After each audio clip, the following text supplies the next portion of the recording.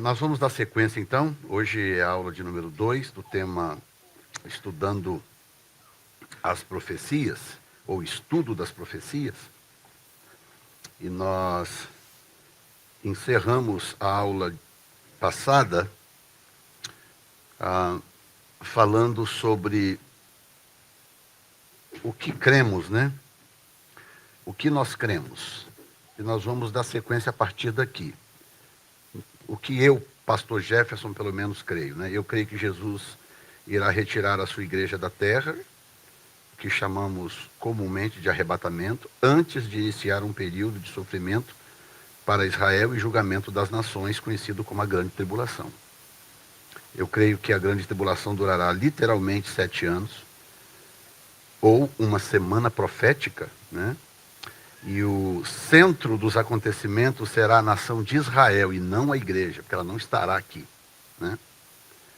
Creio que Jesus virá em glória com a igreja, já arrebatada, no final da grande tribulação, para impedir a destruição total de Israel e se revelar como o Messias que fora rejeitado pela nação.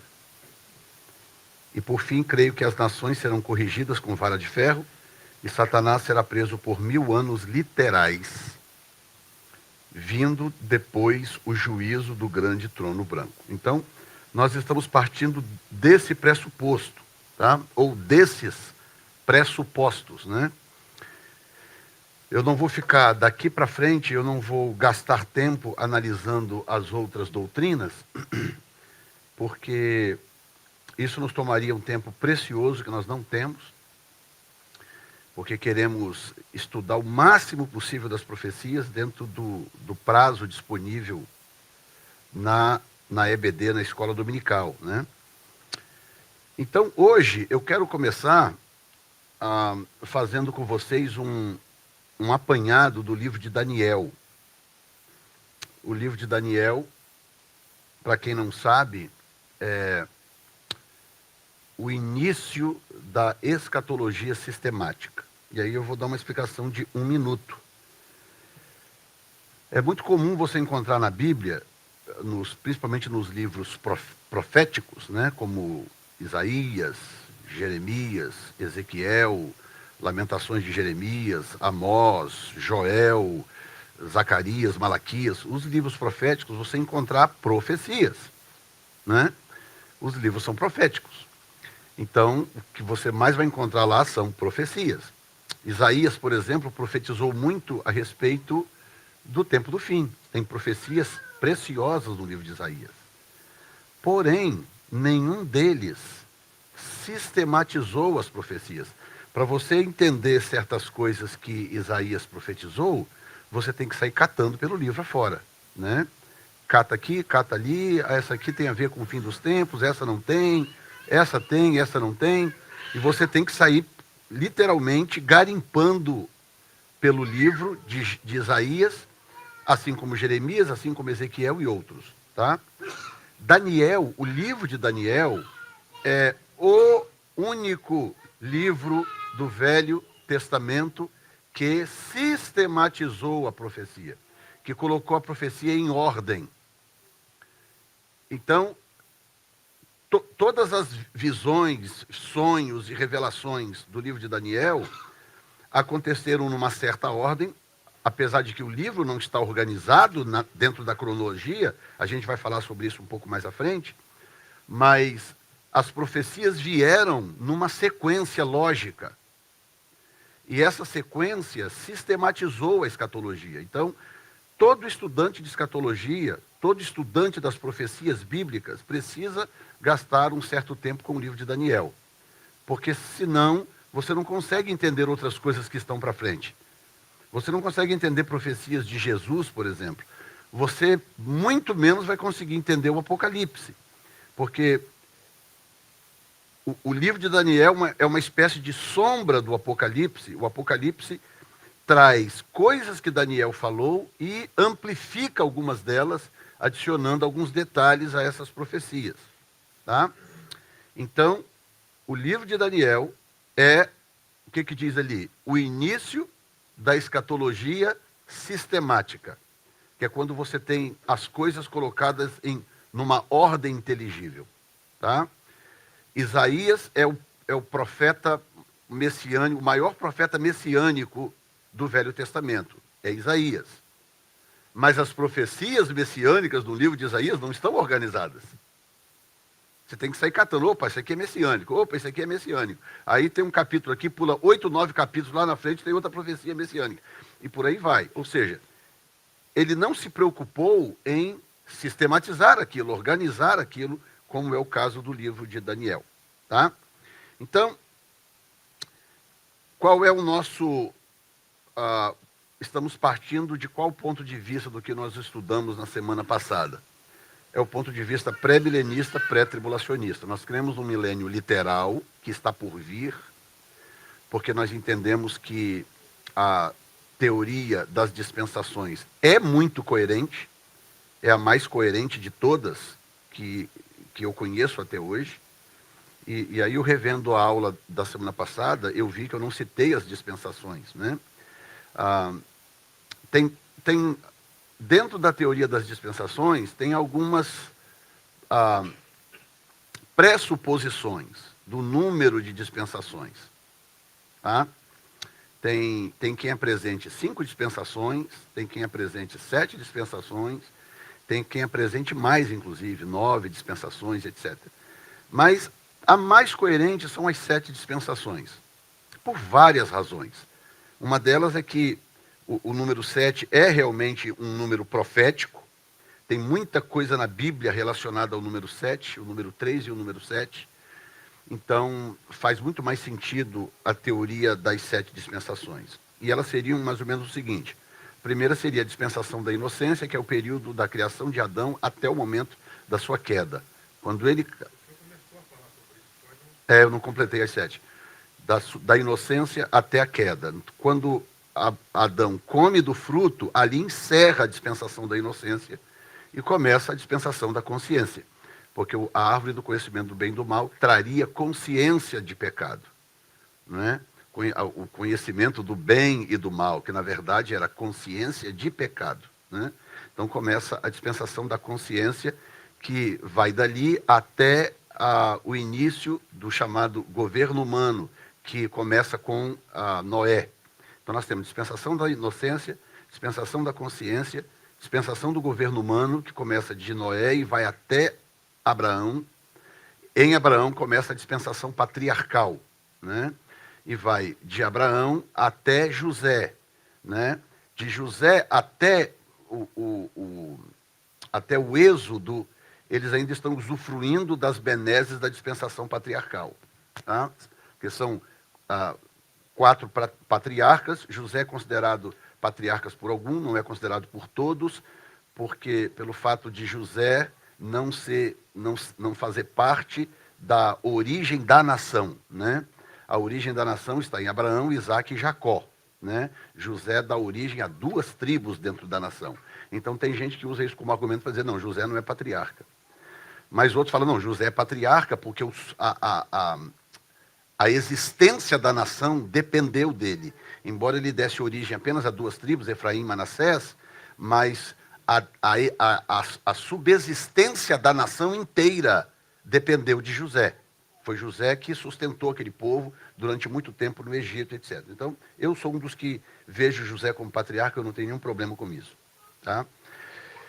E isso vai até a saída do Egito, quando começa, então, a dispensação da lei.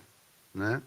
Dispensação da lei que vai até a morte do Senhor Jesus, onde começa a dispensação da graça, que irá até o fim da grande tribulação, onde começará a dispensação do milênio.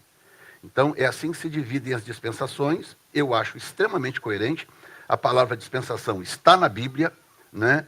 Mas não está a palavra dispensacionalismo. Tem gente que tem uns argumentos, uns argumentos esdrúxulos. Né? Então, porque não tem a palavra dispensacionalismo na Bíblia, então eu não posso lidar com a teoria do dispensacionalismo. Então, se fosse, nós estamos perdidos, porque não tem a palavra trindade na Bíblia. Né? Então, a gente tem que ignorar a trindade. Né? Então, a coisa não funciona dessa forma. Também não tem a palavra avivamento na Bíblia. Muito bem. Então, nós partimos do ponto pré-milenista, pré-tribulacionista. Então, tudo que nós vamos ver no livro de Daniel daqui para frente você tem que manter em mente que nós estamos partindo desse ponto de vista, tá? Então, vamos começar com a estrutura do livro de Daniel, ok? A estrutura literária do livro de Daniel. Como que o livro está distribuído? Capítulo 1, nós temos a chegada dos judeus na Babilônia, Daniel decidindo, junto com seus amigos, não se contaminar com as iguarias do rei. No capítulo 2, nós temos o sonho de Nabucodonosor de uma estátua de metais, né? Ouro, prata, bronze, ferro e o pé em parte ferro, em parte barro. E Daniel faz a interpretação dessa estátua e aí começa a sistematização da escatologia. Tá? No capítulo 3, nós temos a fornalha de fogo ardente, com Sadraque, Mesaque e Abednego sendo salvos pelo Senhor. No capítulo 4, nós temos o sonho de uma árvore, sonho de Nabucodonosor, de uma árvore que foi cortada, mas que a sua raiz e parte do tronco foram deixados na terra. Né? Capítulo 5, nós temos o banquete de Belsazar e a escrita na parede, e em vermelho está dizendo que é o fim do reino de Belsazar. Você vai entender por que essas anotações em vermelho virão na sequência, por que elas são importantes. No capítulo 6, nós temos Daniel lançado na cova dos leões, que já é o primeiro ano de Dario. Tá? Primeiro ano de Dario. No capítulo 7, nós temos a visão de Daniel dos 4 animais proféticos, que é o primeiro ano de Belsazar. No capítulo 8, nós temos a visão do carneiro e do bode, que são Pérsia e Grécia. Isso no terceiro ano de Belsazar. No capítulo 9, nós temos a revelação das 70 semanas, que a gente carinhosamente chama de 70 semanas de Daniel, que aconteceu no primeiro ano de Dario. Capítulo 10, nós temos um anjo visitando Daniel para lhe explicar as visões. Isso aconteceu no terceiro ano de Ciro. Capítulo 11, nós temos os conflitos constantes entre os reinos do norte e do sul, 2 facções do Império Grego.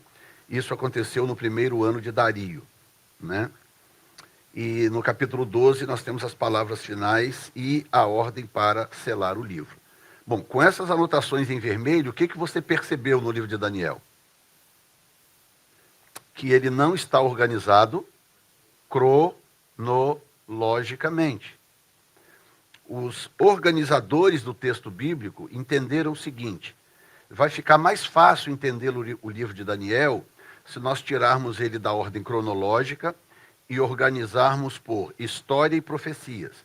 Então eles pegaram os primeiros 6 capítulos, 1, 2, 3, 4, 5, 6, os primeiros capítulos históricos que estão focando na história, e eles colocaram nos primeiros 6 capítulos. E aí pegaram do 7 até o 12 e concentraram as profecias. Entendeu? Para isso, eles tiveram que desorganizar o livro cronologicamente. Ok? Isso ajuda por um lado, mas atrapalha por outro. Eu vou mostrar para vocês agora que tem o lado bom e o lado ruim disso. Né? Porque quando você tira um livro da sua ordem cronológica, ao organizá-lo de forma literária, você prejudica os leitores mais desavisados, porque você não consegue compreender em que ordem as coisas aconteceram, e isso pode afetar a sua compreensão do que está profetizado. Isso pode afetar. Tá? Então, como é que seria o livro de Daniel na ordem profetizada, na sua ordem cronológica? Seria assim: capítulo 1, a chegada dos judeus na Babilônia; capítulo 2, a visão, o sonho de Nabucodonosor da estátua; capítulo 3, a fornalha ardente, com Sadraque, Mesaque e Abednego; capítulo 4, o sonho da árvore, da grande árvore cortada. Então, do capítulo 1 ao 4 não se mexe. Aconteceram na ordem cronológica. Tá?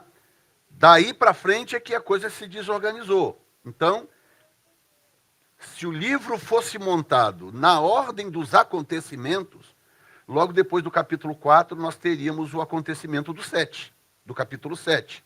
Tá? Por quê, pastor? Porque o primeiro ano de Belsazar é, portanto, a sequência de Nabucodonosor. Teve ali uns atropelos no meio, que eu não vou entrar aqui em questão, que o genro de Nabucodonosor assumiu o trono, depois de uma rebelião com o general e tal, não vou entrar nisso agora, tá? Belsazar vem na sequência, vamos tomar por aí, porque o que está no meio não tem relevância profética, tá? Então nós temos, depois do 4, que Nabucodonosor teve a visão da árvore cortada, que você vai ver que tem importância profética, o que acontece em seguida? Daniel tem a visão dos 4 animais, que é o que está relatado no 7. Tá? Depois dessa visão, que aconteceu no primeiro ano de Belsazar, depois dessa visão do 7, ele tem imediatamente, quando eu digo imediatamente, na sequência, né? Porque foram 2 anos depois. No terceiro ano de Belsazar, ele teve a visão do carneiro e do bode, representando a Pérsia e a Grécia. Quem está me acompanhando? Está tranquilo, né? Ele teve a visão da Pérsia e da Grécia no terceiro ano de Belsazar. Então, no primeiro ano de Belsazar, ele teve a visão dos 4 animais. No terceiro ano de Belsazar, na sequência, ele teve a visão do bode e do carneiro e do bode. Por que isso é relevante? Porque tanto a visão dos animais, que está diretamente relacionada à estátua do capítulo 2, bem como a visão do bode, do carneiro e do bode, fazem parte do desenrolar profético do livro do Apocalipse. O que está acontecendo no Apocalipse, lá na frente, tem a ver com esses animais. Então, se eu entender o livro nessa sequência cronológica, se eu tirar um pouco o foco do número dos capítulos e eu focar na cronologia do livro, isso vai me ajudar na compreensão da profecia. Tá? Então, deixa eu só abrir aqui o meu texto. Ok. Então, no capítulo 5 é que nós temos, então, o fim do reino de Belsazar.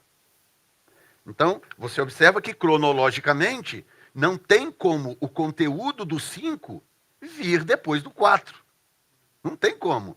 Porque no 5, Belsazar está encerrando o seu governo. E no 7, ele está no primeiro ano do seu governo. Tá? Então seria 1, 2, 3, 4, 7, 8 e 5. Essa é a ordem cronológica do livro. Tá? Nós temos o fim do reino de Belsazar. Logo depois do conteúdo do capítulo 5, vem o conteúdo do 9, que são as 70 semanas de Daniel, que acontece no primeiro ano de Dario. Porque quando cai a Babilônia, no último ano de Belsazar, a Pérsia invade, toma o reino e Dario assume o poder. Então, o primeiro ano de Dario é a sequência da queda do reinado de Belsazar. E logo depois do capítulo 9, então, vem o 11, o conteúdo do 11, os conflitos constantes entre o reino do norte e do sul, 2 impérios gregos, que também aconteceu no primeiro ano do rei Dario. Tá?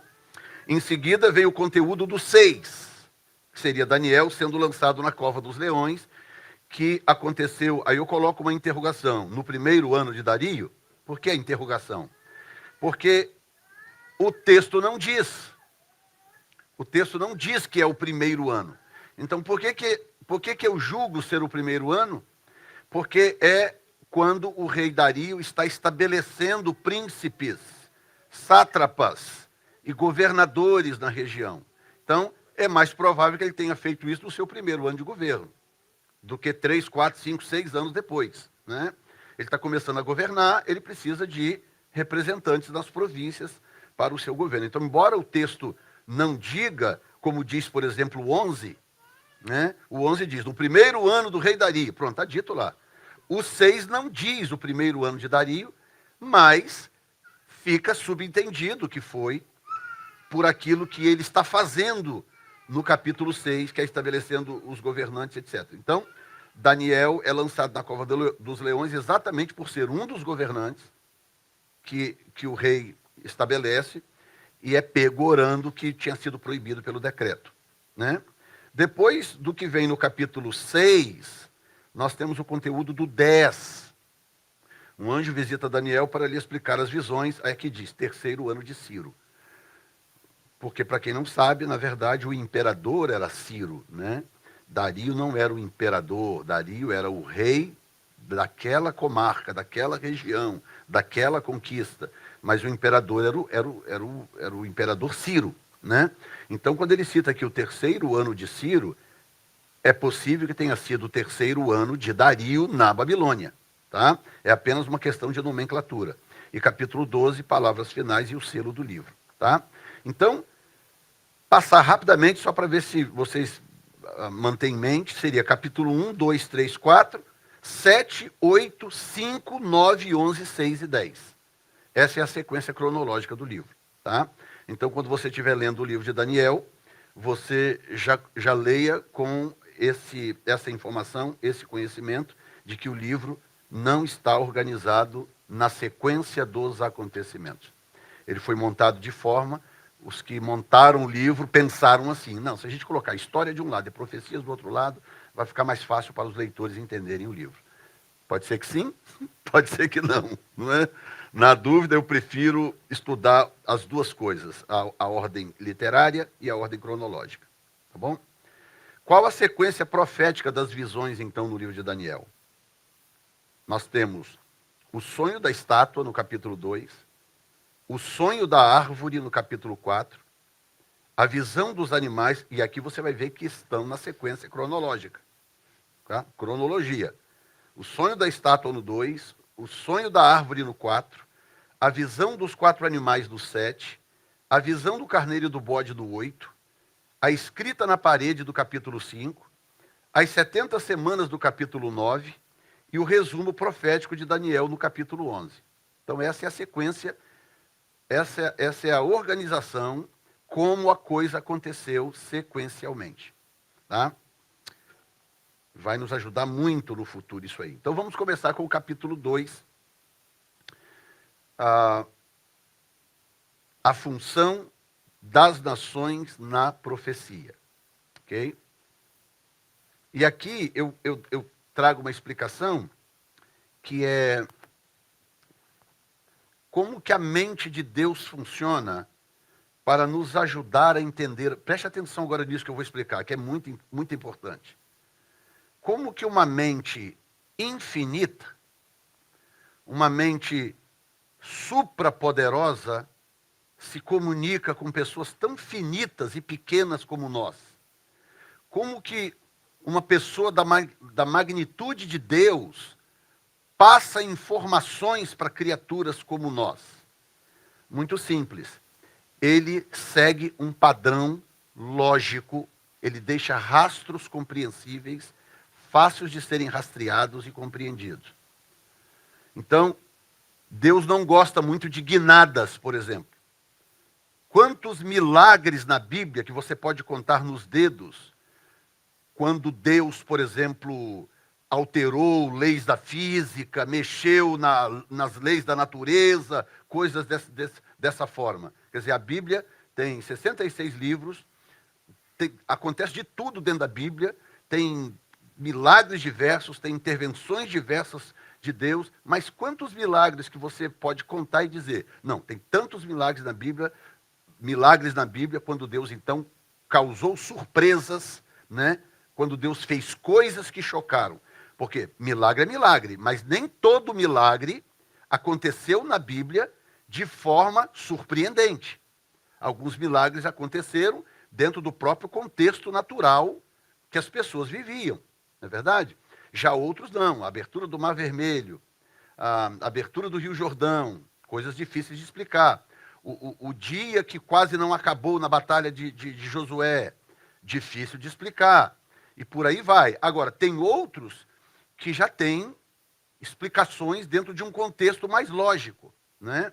Por exemplo, as pragas do Egito, os cientistas suspeitam que tenham sido causado pela erupção de um vulcão chamado Santorini. Eles rastreiam a erupção desse vulcão na história e ele cai exatamente, historicamente falando, dentro do período considerado o período do Êxodo. Esse vulcão o vulcão realmente entrou em erupção, mas os que defendem essa tese, cientificamente, com dados científicos, eles mostram que a erupção do Santorini na costa da Itália, ali, Chipre, Itália, por ali, ele causaria no Egito os efeitos das pragas do Egito. Os efeitos daquela praga ele causaria lá. Tá? Por exemplo, a água em sangue. Tem um fenômeno que acontece, inclusive, que tem isso registrado ao redor do mundo. Que quando diz algo, água em sangue, não quer dizer que seja literalmente sangue humano, que você põe no microscópio e você encontra lá glóbulos vermelhos e brancos. Não significa isso. A Bíblia se comunica de outras formas também. Mas existe um fenômeno com gases nocivos que emanam da Terra, principalmente quando vulcões entram em erupção, que tornam lagos e rios da região todos vermelhos sangue. Isso provado cientificamente, registrado historicamente, e a última vez que foi registrado não tem muito tempo, coisa de umas décadas, 3 ou 4 décadas, que aconteceu na Índia isso.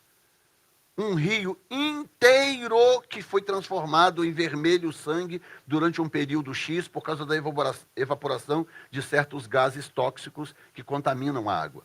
Então eles vão mostrando isso, dizendo que pode ter sido a erupção do Santorini que causou, na sequência, o que aconteceu ali. Porque a sequência é exatamente o que causaria a erupção de um vulcão, incluindo a chuva de pedras, né? Não é granizo, né? A chuva de... Não é meteoro, como é que chama no texto? Chuva de pedras, né? Pedras mesmo, pedra de fogo. Então, quando o vulcão explode, ele joga uma série de detritos para a atmosfera e depois aquilo cai de volta queimando. Não é lava, né? Tem um nome do texto que eu esqueci agora. São pedras incendiadas. Ele joga para cima, a lava escorre, né? Vai descendo. Mas aí ele dá aquela explosão, joga para cima, poeira, com detritos, com pedra, tudo incendiando. Aquilo desce de volta para o chão, né? Em inglês chama hail, né? Eu não esqueci como é que chama em português. Enfim, o que eu estou tentando explicar para vocês? Que esses acontecimentos extraordinários que... Saraiva, isso aí. Saraiva, é só lembrar da editora Saraiva.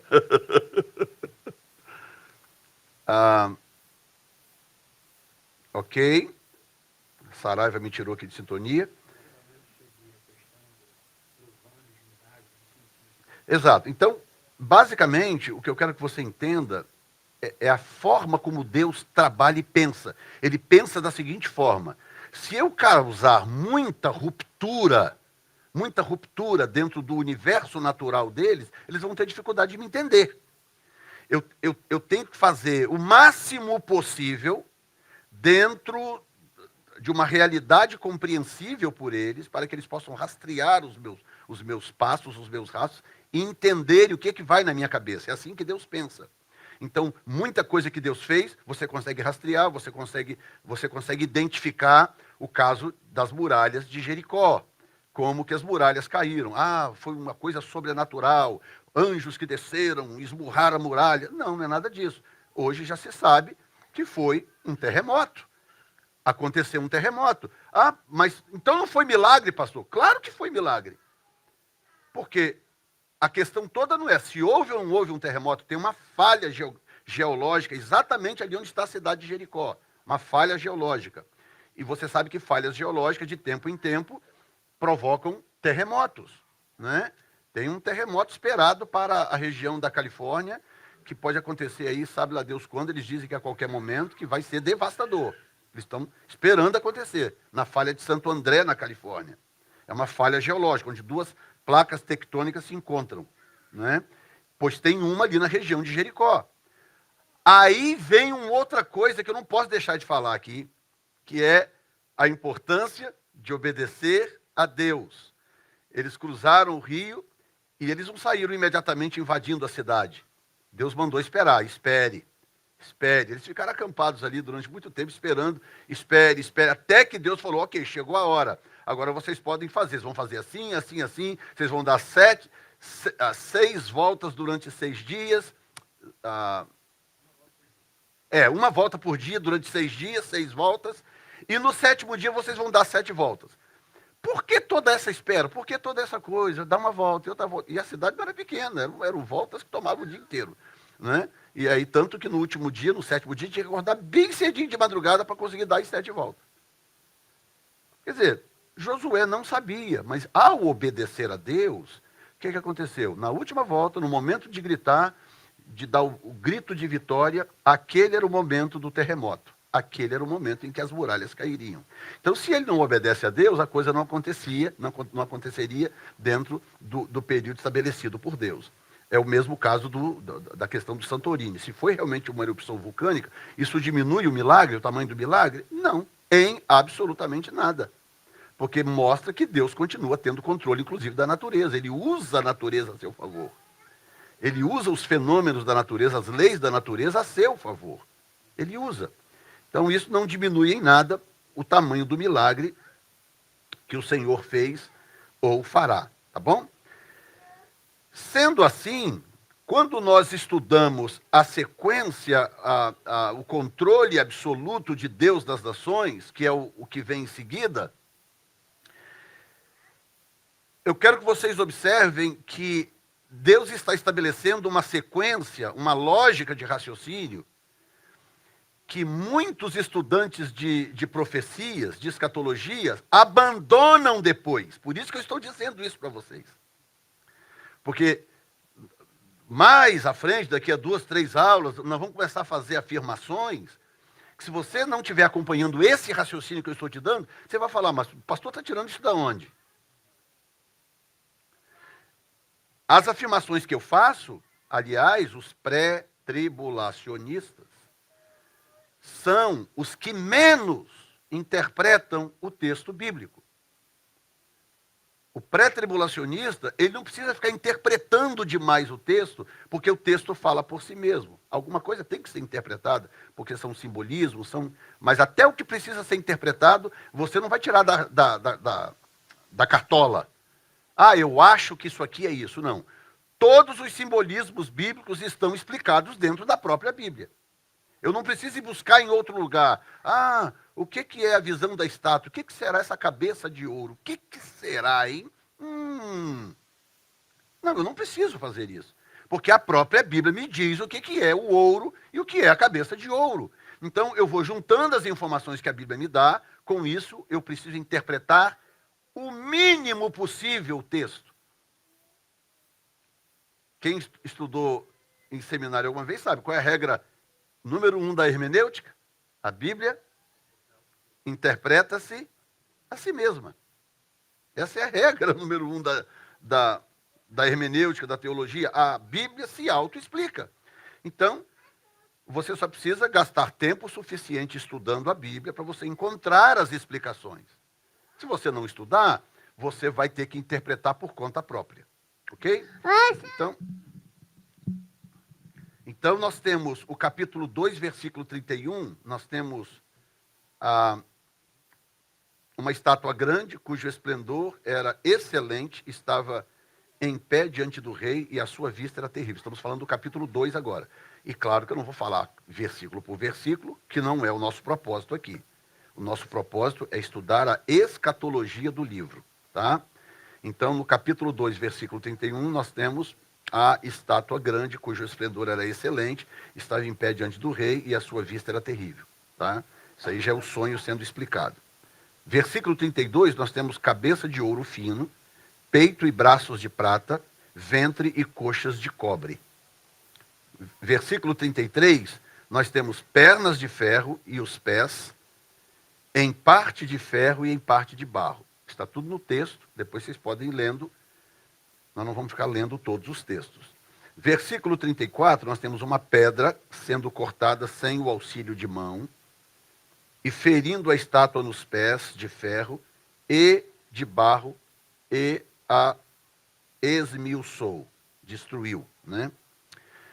Sendo assim, nós temos a cabeça de ouro fino, que o próprio texto diz que é a Babilônia. Daniel, ao interpretar, diz que aquela cabeça de ouro fino é a Babilônia, é o rei e a Babilônia.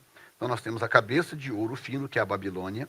Nós temos peito e braços de prata, que são a Pérsia. Como que o senhor sabe disso, pastor? Porque na interpretação, Daniel diz que o peito de prata, com os braços, era o reino que viria em seguida, na sequência.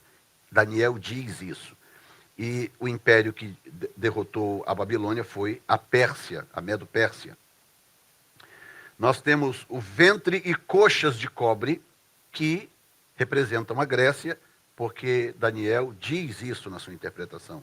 Ele não diz Grécia, mas ele diz o reino da sequência, que é o Império Grego, que derrotou o persa, que havia derrotado a Babilônia. E pernas e pés de ferro barra barro, porque as pernas eram de ferro, mas lá no final os pés era ferro com barro entremeio, né? Aquela mistura. Essa mistura não é possível, então isso também tem uma informação profética aí, tá? Então nós temos cabeça de ouro, peitos e braços de prata, ventre e coxas de cobre, pernas e pés de ferro e parte barro. Babilônia, Pérsia, Grécia e Império Romano. Tá?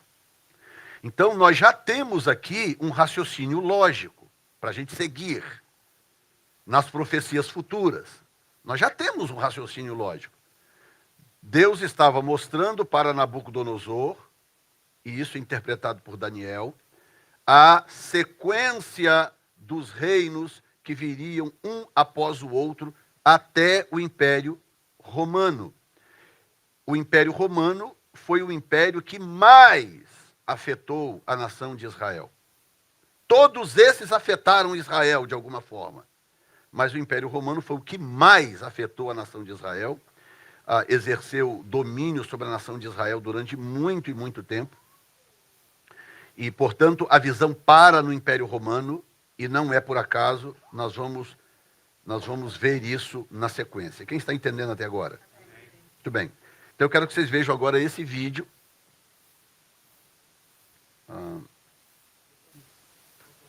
Pode soltar.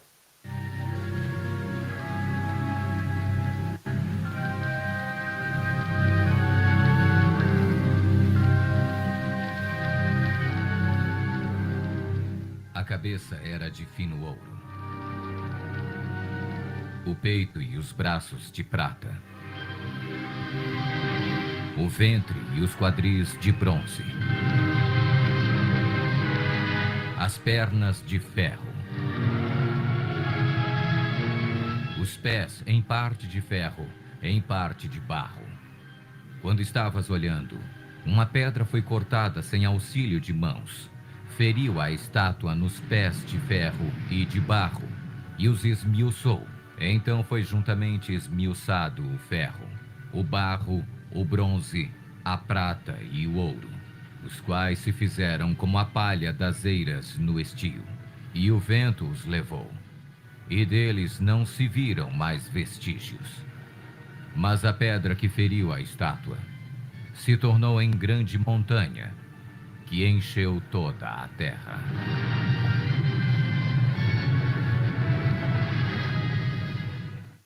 Ok. Então, veja bem que... Pode voltar lá para o PowerPoint, por favor. Ok. Então, nós temos, na sequência, nós temos...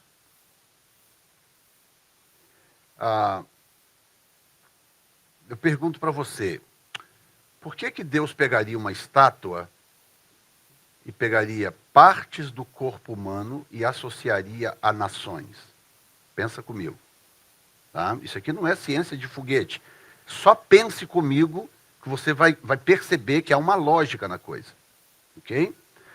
Nós temos 4 nações e nós temos 4 regiões do corpo humano, e Deus associa uma região, cada região do corpo humano, com um tipo de império. Tá? Então ele pega a Babilônia e ele associa a cabeça. Ele pega a Pérsia e associa ao peito e aos braços. E ele pega a Grécia e ele associa ao ventre e às coxas. E Roma ele associa às pernas e os pés. Se eu pedir para você me dizer o que essas partes do corpo representam, eu tenho absoluta certeza que qualquer pessoa aqui nesse recinto poderia falar uma coisa ou outra. Né? Se eu falar o que a cabeça representa para você? O que é a cabeça? O que a cabeça no corpo humano representa? Você não teria dificuldade de dizer o que é. Então, para poder ajudar, o que eu fiz? Eu já dei uma arrumada para você. A Babilônia, que é a cabeça, representa, portanto, inteligência, governo, comando e principado. Porque é o que a cabeça faz. Né? Todas essas coisas fluem da cabeça. Deixa eu te dar um exemplo. No capítulo 17 do Apocalipse, e eu vou adicionando sempre umas pitadinhas de Apocalipse, de outros, para você entender. Nós vamos chegar num ponto de estudar o Apocalipse, mas quando chegar no ponto de estudar o Apocalipse, as coisas, se você não perder os estudos, a coisa vai estar tão clara para você, porque Deus segue uma lógica, ele está seguindo uma lógica, para nos ajudar a entender a coisa depois. Em Apocalipse 17, aparece a Babilônia como a grande corruptora da terra. Capítulo 17 do Apocalipse. Babilônia, a mãe de todas as corrupções e abominações da terra. Isso já no Apocalipse, já sendo apresentado quase que no final da grande tribulação, como a Babilônia sendo a responsável por tudo isso. Ora, nós sabemos que a Babilônia do tempo de Daniel, aquela Babilônia não existe mais. Nós temos agora o Iraque lá, né? Paizinho do Iraque lá, praticamente falido. Né? Mas, diga comigo, mas, no capítulo 4 de Daniel, a árvore que é cortada, que representa a Nabucodonosor e a Babilônia, na visão, ela é cortada, mas as raízes ficam. A ordem de Deus é corte a árvore, mas deixa as raízes na terra relva. Né? Porque depois aquilo ali, de alguma forma, vai ressurgir, vai renascer, de alguma forma. Eu só preciso entender depois como, de que forma que o diabo vai fazer para ressurgir a Babilônia, o espírito babilônico. Tá? Mas a profecia está lá. Corte a árvore, mas deixa as raízes dela no chão. Capítulo 4. Então eu sei que a Babilônia é a cabeça. Então, no final, lá no Apocalipse, nós temos, por exemplo, a besta com características de outras nações, mas tudo isso opera a partir da cabeça. A cabeça é que determina o que é o que, quem vai para onde, qual braço seu vai mexer, qual perna você levanta, qual olho você pisca. É a cabeça que determina essas coisas. Ok? Então a Babilônia representa inteligência, governo, comando e principado. Ok? E o que representa, então, a Pérsia, que são peito e braços? Ok? Peito representa sacerdócio, serviço, sentimento e emoção. O sacerdote, sumo sacerdote, ele era identificado por um peitoral. Ele tinha uma placa no peito. E ele andava por Israel com aquela placa no peito, e aquilo ali identificava que ele era um cara diferente em Israel. Então, o sacerdócio em Israel era identificado no peito do sacerdote. E os braços do sacerdócio ou dos sacerdotes eram os instrumentos de trabalho.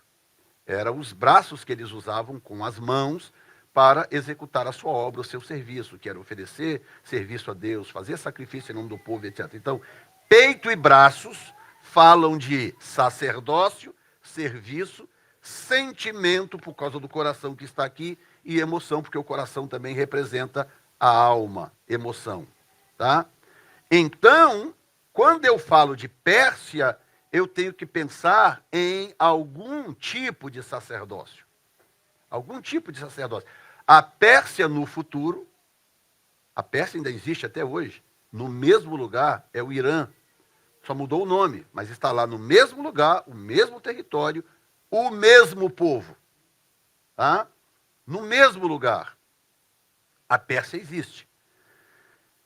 Coincidência ou não, claro que não é coincidência. Em Ezequiel 38 e 39, nós temos o que acreditamos ser a última guerra antes da grande tribulação, ou talvez a guerra que vai disparar a grande tribulação, que é o Gog e Magog de Ezequiel 38 e 39. Tá? E aí, quem é o cabeça do Gog e Magog de Ezequiel 38 e 39? A Pérsia. Na profecia de Ezequiel, é a Pérsia que está ali disparando esse gatilho. Ah, pastor, mas Gog em si não representa talvez uma outra nação? Sim, isso a gente entra nesse assunto depois. O Gog, a pessoa chamada Gog. Magog é a região, é a terra. Gog é uma pessoa, né? E esse Gog, provavelmente, ele virá de uma outra região, e que a gente pode estudar com calma depois isso, mas qual é a primeira nação citada na profecia de Gog e Magog por nome? Pérsia. É o Irã. Tá? E na profecia, na visão de Nabucodonosor, o Irã, a Pérsia, é a parte da profecia que lida com o espírito religioso da coisa. O sacerdócio está sobre a Pérsia. A inteligência, a arquitetura, o planejamento, a liderança é o espírito babilônico.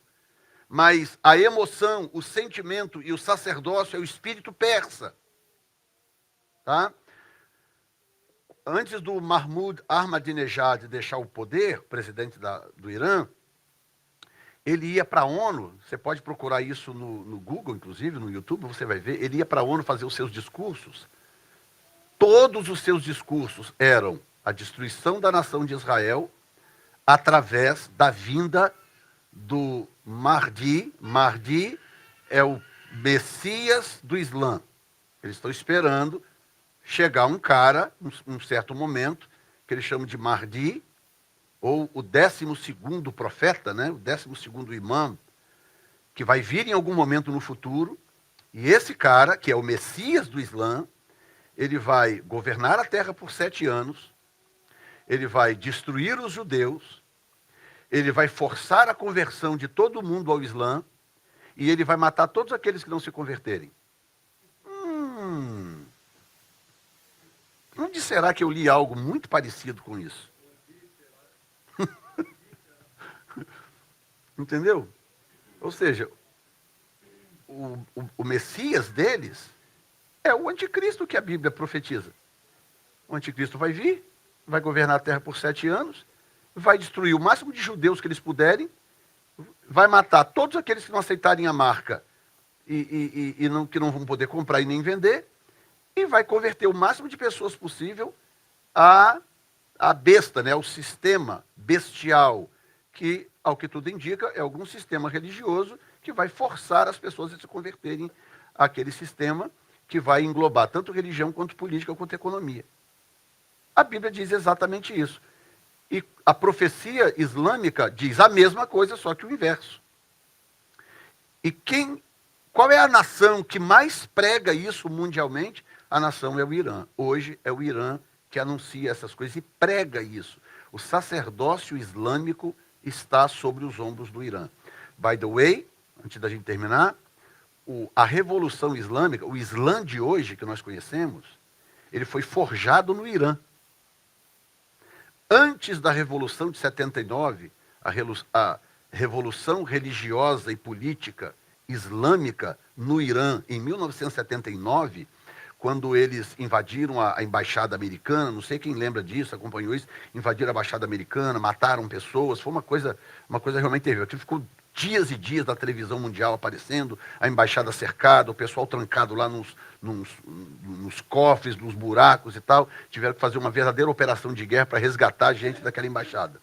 1979 foi quando aconteceu a chamada Revolução Islâmica. Tá? Os chás, chá é a expressão no Irã, era a expressão no Irã usada para rei, né? E o último chá, quando aconteceu essa revolução, era chamado Shah Reza Pahlavi. Era o chá do Irã, o rei do Irã. Tá?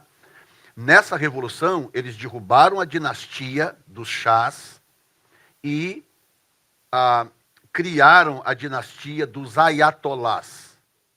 porque os chás eram governantes, eram reis, eram governantes que, embora crescem naquela religião, mas eles eram governantes seculares. Era uma dinastia familiar que o filho sucede ao pai, né? Eles derrubaram essa dinastia e levantaram uma dinastia islâmica com os ayatolás, porque a palavra ayatolá significa o representante mor de Alá, né? É o grande representante de Alá. Por isso que quando aparece uma reportagem sobre o Irã, eles falam, o presidente do Irã, não sei o que lá, não sei o que lá, mas o líder supremo do Irã disse isso, ou não concordou, ou bloqueou a lei, não sei o que, não sei o que. Então, basicamente, o Irã é uma democracia, tem eleição, tem tudo, né? Mas essa eleição é só para inglês ver, porque o presidente eleito, ele tem poderes limitados pelo ayatolá do momento, o cara que é o enviado de Deus para governar a nação. Ele é o líder supremo, a palavra dele é lei, ele tem a última palavra no país. Então, essa Revolução Islâmica de 79 forjou o Islã de hoje. Esse Islã mais radical, o segmento xiita no Irã é muito forte, que é o segmento mais radical, né, do islamismo. No Irã é muito forte. Tem sunitas também, mas os xiitas é o segmento mais forte no Irã. E aí existe uma guerra entre Irã e Iraque. Houve uma guerra física, 10 anos de guerra entre Irã e Iraque. Como é que é o nome do Saddam Hussein? O Saddam Hussein tinha pretensões de se tornar o novo Nabucodonosor. Ele dizia isso abertamente. Então ele queria unificar a região para trazer de volta o Império Babilônico. Ele falava com a própria boca. Não conseguiu, logicamente, né?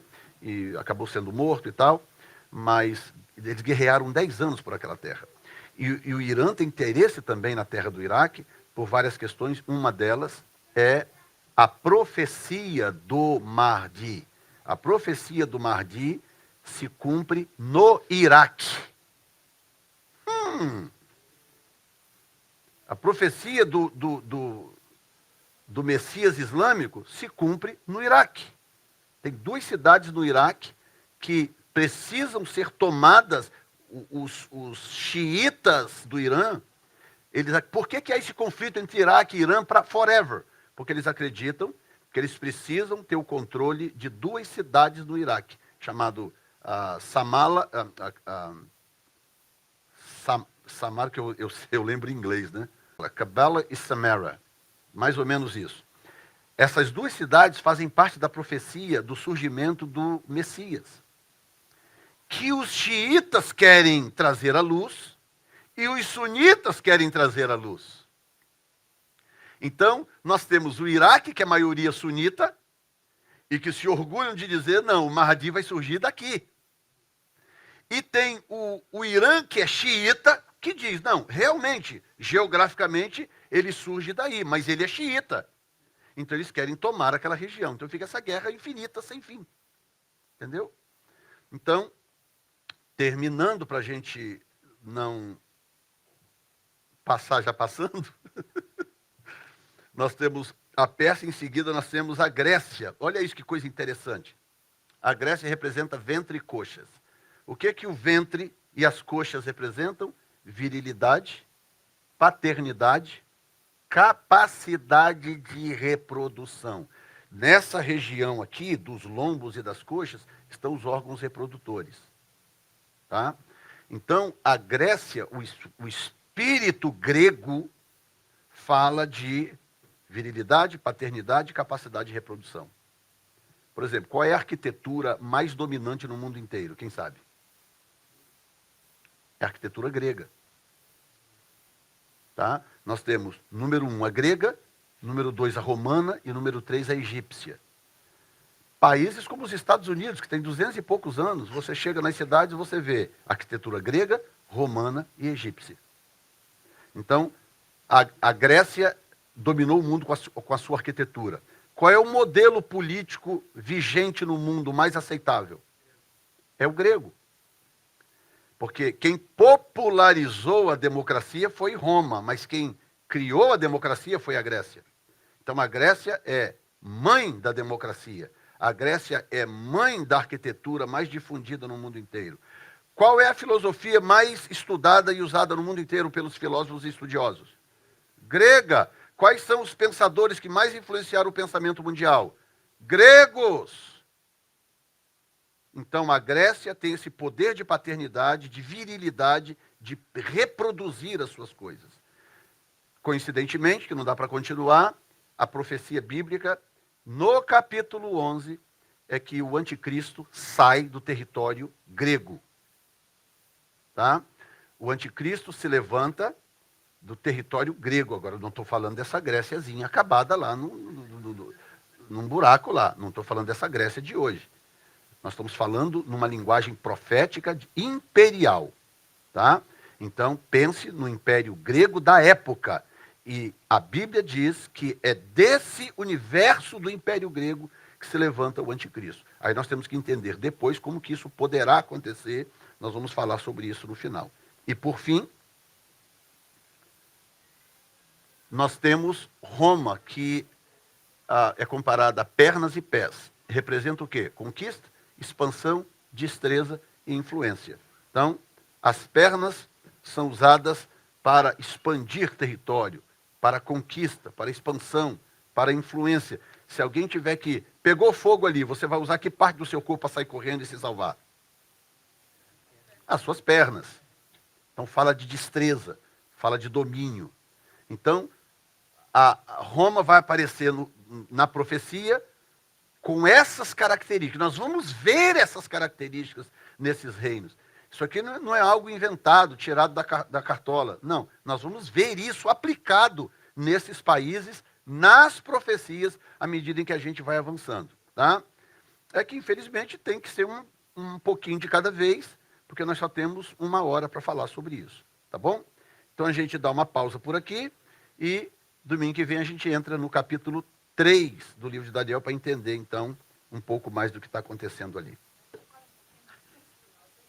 Aí a gente volta um pouquinho no final. Tá bom? Senhor, obrigado. Que essas informações fiquem no nosso consciente, nos ajude a entender a Tua palavra, e ao entender a Tua palavra, traga fortaleza, traga, Senhor, consolo, como diz Paulo, consolai-vos uns aos outros com essas palavras. Em nome de Jesus, amém.